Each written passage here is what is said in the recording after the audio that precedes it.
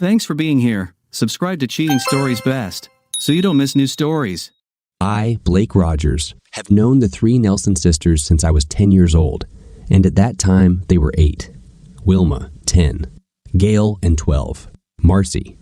We lived on the same block, and our parents were friends. So I talked to them often. Gail and Wilma were a joy. They were always upbeat, friendly, and very sweet, both similar in appearance to Amy Adams. Marcy was a witch, although she was beautiful, eventually becoming a full-bodied version of Gigi, Alan, and was already on her way to having a curry female figure even at 12 years old. She was angry, spiteful, and self-centered. If her appearance reflected her personality and character, she would be a modern-day ugly duchess. Although I probably always had a crush on Gail, and sometimes Wilma, I never did anything in elementary school or even high school. I always had the feeling that they saw me more as a cousin or friend they could confide in rather than a potential romantic partner, and I was afraid that I would get shot.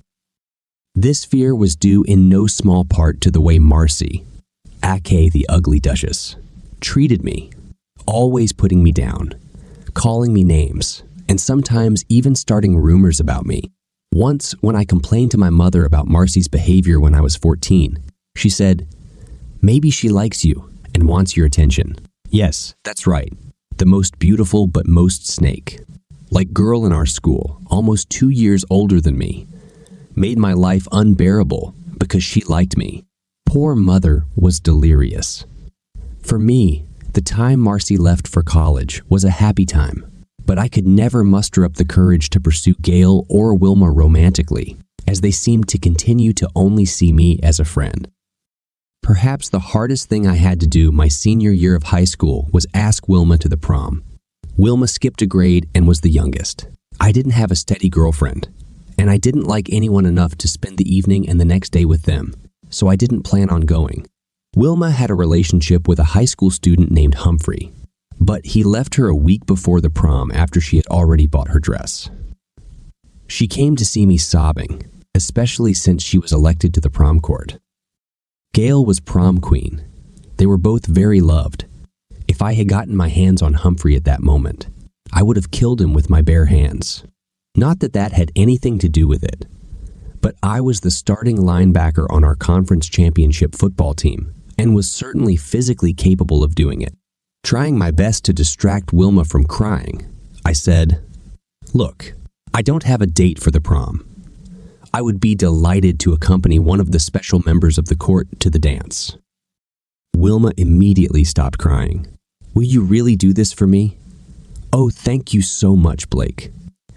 She kissed me on the cheek and then asked me about the time and activities after. She told me the color of her prom dress so I could buy a matching bodice. She kissed me on the cheek one more time and then hurried home with a smile on her face. Wilma and Gail both looked very, very good on prom night. I was proud to accompany Wilma, but at the same time was completely upset. I could tell there was no romantic spark on her part, so by the time we returned from all the post-prom activities the next day, I only received hugs and kisses on the cheek. Luckily, the following weekend at an out-of-town baseball game, I ran into a sultry girl named Lisbeth, who had gone to the same elementary school as me and was now a senior at the high school. She and I started talking, and it was clear that there was a mutual attraction between us. I almost missed the team bus. I was so engrossed in conversation with her. When I was about to run to catch the bus, she quickly wrote her phone number on my hand and said with a wink, "In case you want to call." Without going into too much detail, Lisbeth and I had a real, although probably not very romantic, attraction to each other. After a very hot summer, Marcy, Gail, and Wilma graduated from different colleges from each other and from me. Since their parents moved to another state, I almost never saw them again during my time in college. I had a very productive 4 years.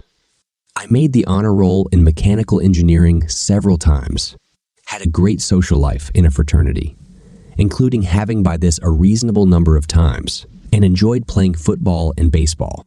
While I had always been fit and strong, I had also matured physically in many ways and had even grown 3 inches and gained 15 elbs of muscle, losing any semblance of plumpness on my face and torso. Luckily, my best job offer was in the big city where Gail and Wilma's parents now lived, and where everyone else, including Gail, Wilma, and Marcy, were also based. I learned about this from my parents, who kept in touch with Nelson, and ended up at a party about 2 weeks after I started working. Wilma was there with her regular boyfriend. Marcy was there with her first husband, and Gail was there alone. After the first 20 minutes, it became obvious that Wilma and Gail were still sweet, friendly, and cheerful.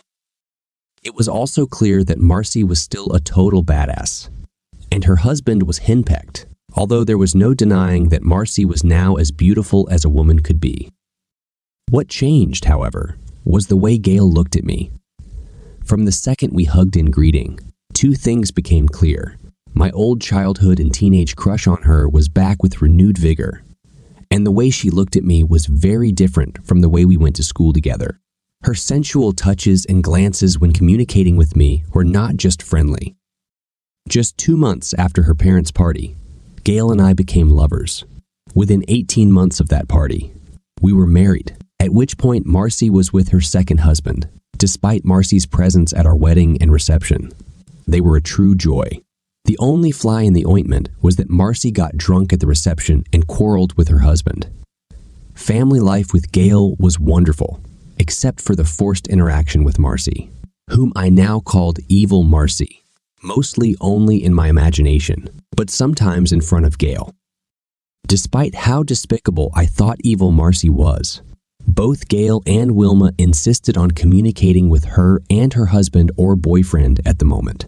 With their forgiving, friendly, and devoted personalities, both Gail and Wilma were oblivious to Marcy's many flaws, and they didn't like it when I criticized her. So, to keep the peace and since I loved Gail and Wilma, I stopped complaining about mean Marcy. Unfortunately, I think my lack of grievances related to Evil Marcy began to be interpreted by Gail and Wilma as a change in my attitude towards her, and that I actually liked her. They thought Marcy kept teasing me about being cute. Gail and I had been married 4 years when Wilma and her husband Jack celebrated their 5th anniversary. Gail, and presumably Marcy, although I couldn't believe it, wanted to do something nice for her. So, they arranged a weekend trip.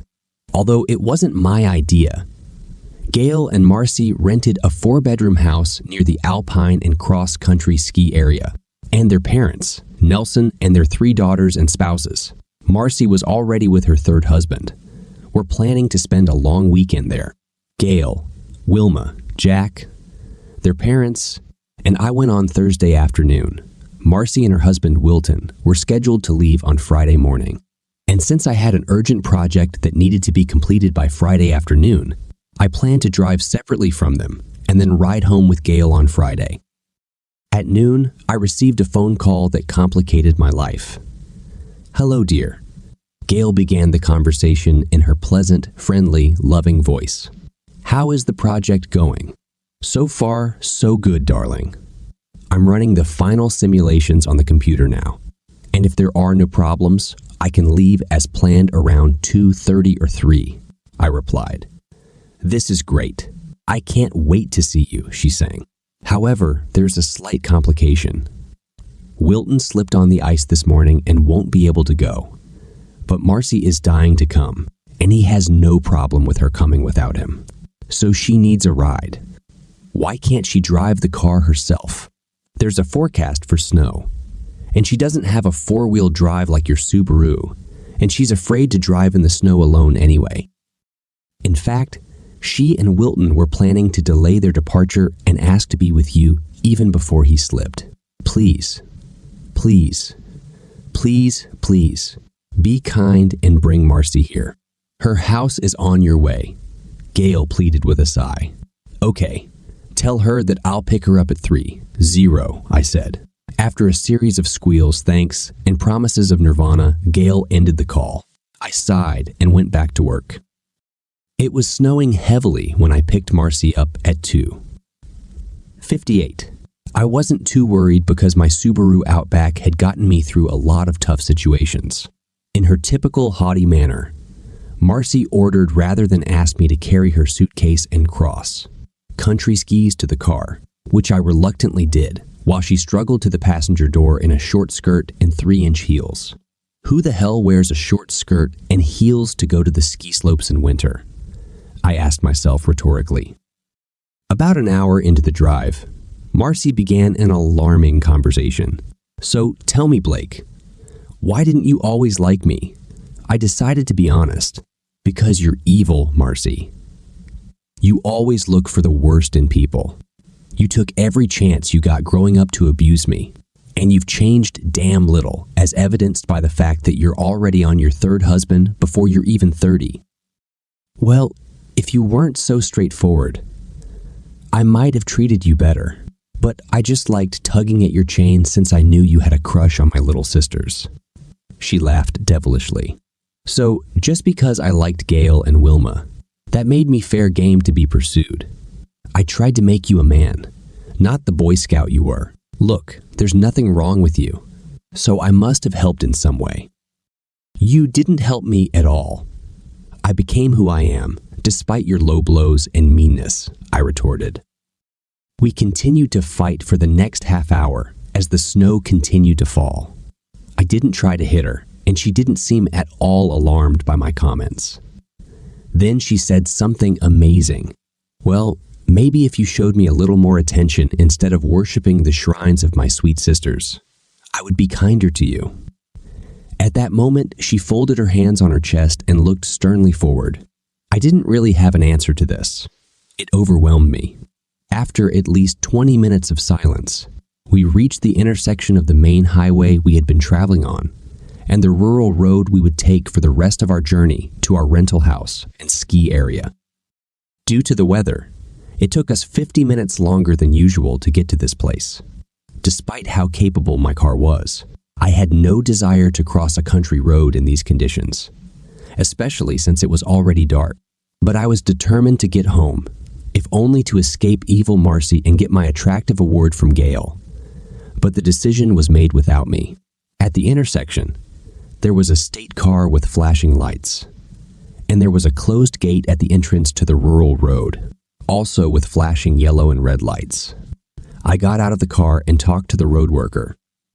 He informed me that there had been an avalanche on one particularly winding section of the road, and that the road was closed. You'll need a snowmobile to get through, he stated firmly. We can clear the road by tomorrow afternoon if the snow stops, which should happen within the next hour, he concluded. Is there somewhere to stay here? I asked. There's a small motel about a mile from here. If I were you, I would get there as soon as possible, he replied. I thanked him and returned to the car. I broke the bad news to Marcy. Contrary to what I expected in her character, she took the news calmly and did not even blame me. When we got to the motel, Marcy insisted on going to the office with me. There's only one number left, I said. I wanted to forget about it and try the next motel, which was supposedly about 2 miles further. But Marcy snapped. We'll take it, and put down her credit card without making a scene. I tried to talk her out of it, but she was persistent. At some point, she growled, If you're so weak that you don't think you can keep your hands off me, then go and get me tomorrow. There's a grocery store next door that I'm sure has some wine in it, and I'll be fine. Her arrogance, her belief that I couldn't resist her despite her evil nature, plus the idea that Gail, Wilma, and the parents would be upset if I left her here alone. At least, they made me ask the owner, Do you have a key I can take? No. Sorry. All the folding beds have already been taken apart, but this room has a double bed, replied the owner. I sighed, took one of the 2 keys he had placed on the counter, opened the door for evil Marcy, and we hurried back to the car. Our number was the last one. I parked where I thought we could easily get out the next day, even if the lot was filled up. I carried our suitcases to the room. I need to change into something more suitable for this weather, Marcy sang as soon as we entered the room and turned on the heating. Good idea, I said calmly. Although I wanted to say, "Why the hell did you put on that outfit?" She started changing clothes right in the main room. I asked sarcastically. "Okay, you straightforward weakling," she smiled maliciously, picking up her ski pants and sweater and dragging them into the bathroom. "There's a nice separate heater in here," she called out as I heard the fan start up before the door closed. After Marcy got dressed and I got what I needed out of my suitcase, we walked into the next building, luckily with boots on since we had to wade through at least 2 feet of snow, to a small grocery store. "You buy food. I'll bring wine," Marcy snapped. "Yes, boss," I replied sarcastically. She just smiled. I took and paid for the food, enough for dinner, breakfast, and lots of snacks. Marcy bought wine, too many bottles in my humble opinion. When we got to the room, Marcy called Gail and Wilma to tell them the news. I also talked to them. After I spoke with them and exchanged kind words with Gail, and she expressed sympathy for our plight, Marcy returned to the phone. Her last words, followed by an evil laugh, were, "Don't worry, Gail. I won't ruin your husband for you, even if we have to sleep in the only bed available in this flea motel." "Why did you say that?" I growled, trying to calm her down. Marcy chuckled evilly. Surprisingly, Marcy was pleasant at dinner. I'm not much of a wine drinker and rarely loved the taste of it, but there was something really good about the particular Pinot Noir she chose.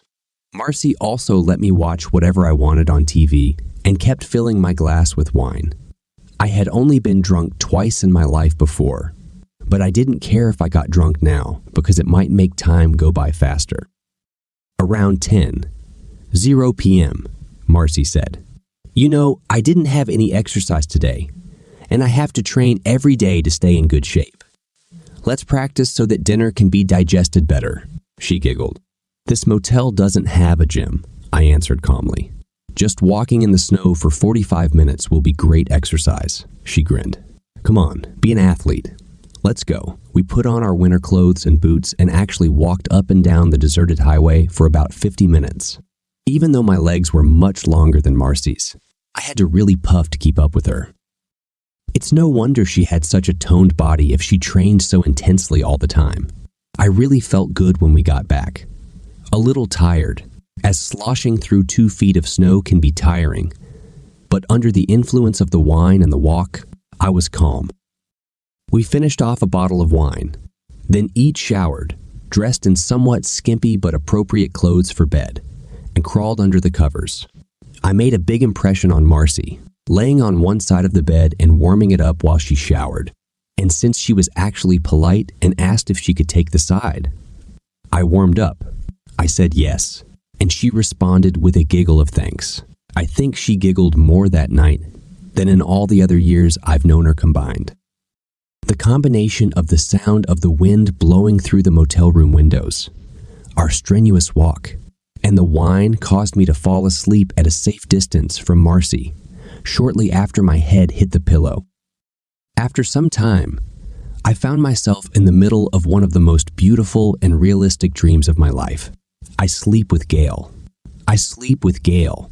I swear that not only was the feeling realistic, but the accompanying sounds were there too. And suddenly, I realized that I was not in a realistic dream, but in reality. Obviously, there was no way to stop at this point. I realized that I had just slept with my evil sister-in-law. I really wanted to feel bad about this. I knew that I had to get out of this situation as gracefully as possible. Maybe she won't remember. Now, in her sleep, I tried to deceive myself. When I woke up the next morning, the first thing I saw was a naked Marcy coming out of the bathroom, drying herself off, no doubt straight from her shower. I've seen her in a bikini twice already, and both times my spontaneous thoughts really bothered me, but completely naked. She was even attractive. She looked like a goddess. "Wake up, stallion," she giggled. "It's already more than 10:00, and the checkout time is noon. We need to have breakfast before we hit the highway and hope the road to the house is clear." While my brain was waking up, I thought, did we really sleep twice last night? Apparently, I was looking at her naked, godlike body, thinking, because she broke into a devilish grin and then giggled. "Judging by the expression on your face, it looks like you want a snack on me," she said. Then, without further ado, she stood up and walked closer. I lay on the bed, staring at the ceiling, my mind blown. When Marcy came out of the bathroom, I went and took a shower and then got dressed. While we ate breakfast in our room, Marcy carried on the conversation as if we hadn't slept 3 times in the last 10 hours or cheated on our spouses. My mind had a hard time coping with it. We took another walk in the snow, repacked our suitcases, and it was already 11:51, so we got into the car and headed back to the road leading to the rental house. When we reached the country road, the gate was open, but there was a sign on it that said 4 vehicles only. We reached home in about 45 minutes without any problems and were warmly greeted by all the relatives. That day, we split into 2 groups. Parents Nelson, Wilma, and Jack were skiing, while Gail, Marcy, and I were cross country skiing. We met in the house before dark, and the 3 girls, Nelson, prepared a wonderful dinner, and we drank to our anniversary, Wilma and Jack. Marcy behaved towards me the same way she always did. I had no fear about this, and the feeling of guilt had not yet overtaken me. I slept badly. A feeling of guilt and melancholy began to take over me. Although I was not responsible for the first round, I was responsible for the last 2. I felt like a jerk. The rest of the anniversary weekend with Wilma and Jack passed as planned. The only fly in the ointment was that Marcy was coming back with Gail and me. In fact, I was worrying in vain that Marcy might say something frank. This did not happen. The 2 sisters chatted innocently all the way. I was lost, wondering what the hell I could do to make it up to Gail and how to avoid contact with Marcy in the future. The next couple of times, I saw evil Marcy. She looked no different from the usual one, next to me, and as far as I could tell, didn't even hint at what happened in room 15 of the motel. The first signs of spring appeared when, about 10 weeks after the infamous ski trip, Marcy called me at the office. "Hi, this is your favorite toy." She started the conversation so terribly awkwardly. "What do you want, Marcy?" I answered calmly. After some delay, "Oh, so it's me. Your favorite toy," she giggled. "Yes, I just saw your name on the caller ID," I replied senselessly. "You're no fun anyway. I have good news for you. Should I come to your office? Do you want to meet in the park, or do you want to take me to lunch? Can't you tell me on the phone?" she offered. "Never one of these 3 options," I answered, after some delay, by looking at my schedule. "Okay, how about tomorrow afternoon after 1:30 near the carousel in Grand Park? See you there at 2:00 in the afternoon." She grinned and turned off the connection. Luckily, I was busy enough that I wasn't focused on what she might want, so I didn't have any anxiety until the next day. I reached Grand Park at 1:02 p.m. and easily found her sitting on a nearby bench.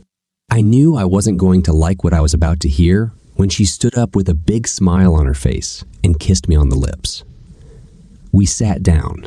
She chatted a little about trifles and then got down to business. 2 pieces of good news, Blake. First of all, I filed for divorce from Wilton, she chuckled. "Why is this good news?" I asked carefully. "Because he'll be out of the picture before the baby comes in and won't get in the way of me raising our son." She grinned like a bushel full of possums. "What can I say?" I choked out. "Yes, you really did your job at the motel. Sleep with me 3 times during my fertile period, and now I'm pregnant. Great job." After a long pause where I stared at her, trying to determine whether she was gloating or whether she was gloating or whether she was serious, I finally stammered. "Aren't you serious?" "Of course I'm serious. I told you then that I was in my fertile period, and I was defenseless," she grinned. I didn't believe her, but considering how shocked I was at the time, if she said anything, it might well have fallen on deaf ears. However, It explained why she had shut her up after our third. How do you know it's not Wilton? I hesitated. That's for sure. I just had the eye removed before our trip. I didn't let Wilton touch me for 2 weeks after I got back, using the excuse that I didn't want him to hurt his back after he slipped and fell. I am estimated to be 10 weeks pregnant, and our relationship was 10 weeks ago. And drumroll, I just took a DNA test, and it's not Wilton. And the only person I've had intimacy with other than him in the last 6 months is you. Aren't you excited? She beamed. I put my head in my hand and almost cried. Marcy kissed the back of my head and said, "Don't be a wimp, Blake. I'm going to name our son William Blake Nelson, going back to my maiden name. I'm not going to tell anyone but him when he turns 20. 1. I don't expect any financial commitment. Just teach him how to throw a baseball and stuff like that. Just be friendly and compassionate. That's not too much of an expectation, is it? Why did you set me up, Marcy? Why did you choose me to be the father of your child? With your looks, despite your evil nature, you could choose almost any guy in the world," I groaned. "Stop whining," she grinned. "You are a good candidate. You have the right combination of looks, intelligence, and character to provide good children." "Children? What do you mean by children?" She grinned. "You never know what life holds in itself. Now answer my question. If I don't tell anyone that you are a father and don't ask for financial support, since I'm already rich, will you play ball with our son and take care of him?" I sigh. "As long as you don't tell anyone else. I'm not asking too much. It looks like you've been planning this for a long time. However, how did you do that?" "I know, but you will never know." She laughed. "Now, why don't you pull up your big boy pants and invite your babies? Mommy over for a late lunch." In an ideal world, no one would ever know or even guess that William Blake Nelson was my son besides him. When he is 20, 1 year old, and my happy marriage with Gail would be forever. And evil, Marcy would only be on the periphery of my life. However, as you know, the world is not ideal. Marcy was the hottest pregnant woman in history. It seemed as if she was born to be pregnant. She gained exactly the right amount of weight, had perfect muscle tone, was glowing, was never sick in the morning, and had a short, painless labor. She told the family that the father was some random guy she had a one-night stand with after she dumped Wilton. And given her story, it seems like everyone believed her. All family members seemed willing to help. I didn't have to interact much with Marcy during the first 6 months of her pregnancy, which was fine with me, both because I didn't like her personality and because I hated the lustful reaction of my nether regions around her. At the beginning of her last trimester, the situation changed. Shortly after she was 7 months pregnant, Marcy talked Gail into inviting me to a lame class with her, and Gail, being the wonderful, devoted sister she is, talked me into doing it. It was so damn painful to be around Marcy during LeMay's class, while she put on her pants and absorbed every bit of information she could about the birthing process and parenthood. All the other men in LeMay's class were drooling at her, especially since she insisted on wearing provocative clothes. I spent most of the class trying to hide my boner. Marcy was not rude to me at this time, but she enjoyed teasing me and kissed my flushed face, saying, "I'm so happy that my child's natural father is with me." Since I was her coach, I went with her to the maternity ward. Fortunately, I did not have to watch the birth process itself, but I was moved when little William Blake Nelson laid in his mother's arms, and the realization that he was mine hit me like a baseball bat to the forehead. Of course, Gail, Wilma, and parents Nelson were also at the hospital, and everything went well with the birth. So they actually got to see mom and baby within 2 hours of him being born, while I went to the chapel and cried. Eventually, I started visiting William at least once a week, and when he was little, at least twice. I liked being with him. However, it bothered me that every time I visited him, Marcy would hug and kiss me tightly, which would cause an unwanted spontaneous reaction in my crotch. Surprisingly, my own mother unknowingly caused my death. I haven't seen any reason to mention this before, but my irises are a very unusual color. They are gray, and less than 1% of the population in the United States has gray eyes. I also have light red hair, which is the least common shade of blonde. My parents were visiting, along with the whole clan Nelson, at my home with Gail one Sunday. I was pretending to be a tickle monster while chasing 20-month. Old William, when he ran up to my mother and squeezed her legs while he squealed with delight, trying to get away from me. She looked him closely in the face and blurted out, "Blake, he looks exactly the same as you at this age, especially his eyes and hair. He could be your clone."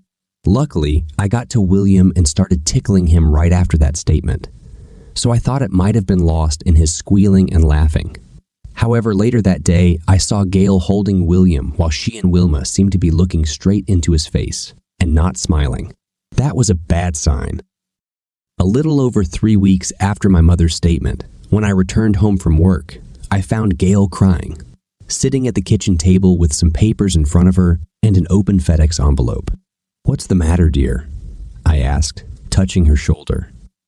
She jerked her shoulder away from my touch and handed me one of the pieces of paper that lay in front of her.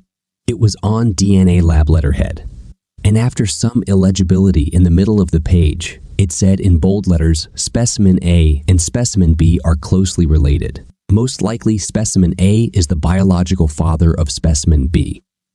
And with that single sentence, my happy marriage to Gail Rogers, nee Nelson, collapsed. Of course, the whole marriage didn't really end in 1 day or even in 6 months, but that's when it died on the vine. I tried to salvage it, but despite Gail's loving and usually forgiving nature, it was too much of an insult for her. Marcy even did the first selfless act I've ever seen in her life and tried to take all the blame on herself. It didn't work. Within a year, I received my documents after agreeing to split the assets 70-30 in Gail's favor. In an attempt to ease my conscience shortly after my divorce, I moved to a city 500 miles away. While the main purpose of the move was to get away from the family Nelson and the crushing memories of my fall from grace, serendipitously, I also got a better job as a mechanical engineer overseeing some complex projects. Even with only 30 of my family's assets, with the increased income from my new job, I easily got a mortgage on a nice 3-bedroom house in a nearby suburb of the big city. On the second Saturday, in my new home, there was a knock on my door around noon. I didn't really have a chance to get to know my new neighbors because I was working a lot, so I was very surprised that someone knocked on my door.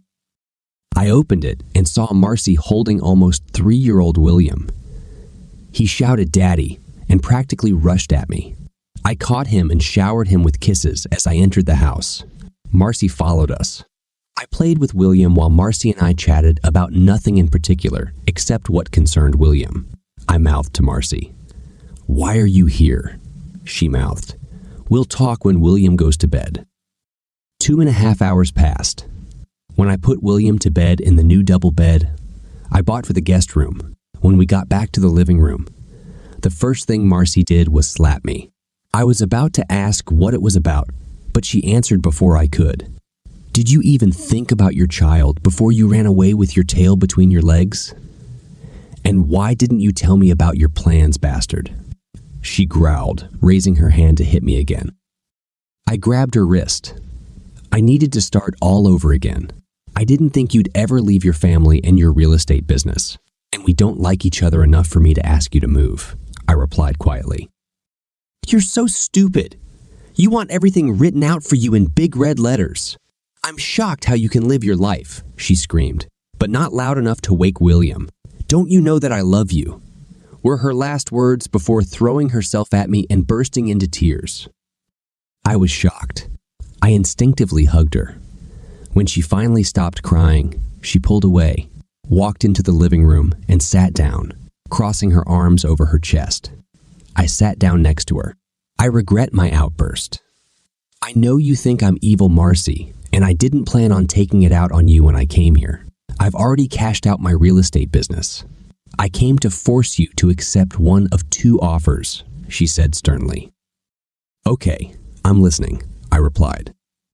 First, I'm moving in with you, and we're raising William together. If you find that you can't stand me, you can kick me out after a 6-month trial period, and you don't have to think about marrying me, no matter what. Then she took a deep breath and continued. Second, I'll move into an apartment nearby and sue you for child support, but you'll still have to be in William's life. Then Marcy turned her head and fixed me with a steely gaze. We both stared without blinking for a very long time. I learned my lesson. She moved in, and 6 weeks later, she announced that she was surprisingly pregnant again. This was 7 years ago. Marcy and I have been married for 6 years. She goes through periods of bitchiness, but motherhood has really changed her for the better. Now, I really like her a lot, and I love my boy and girl to death. Amazingly, I'm now convinced that she really loves me, and I might really love her too. I don't want to overanalyze my feelings, because I'm very happy with the current situation and don't want to rock the boat.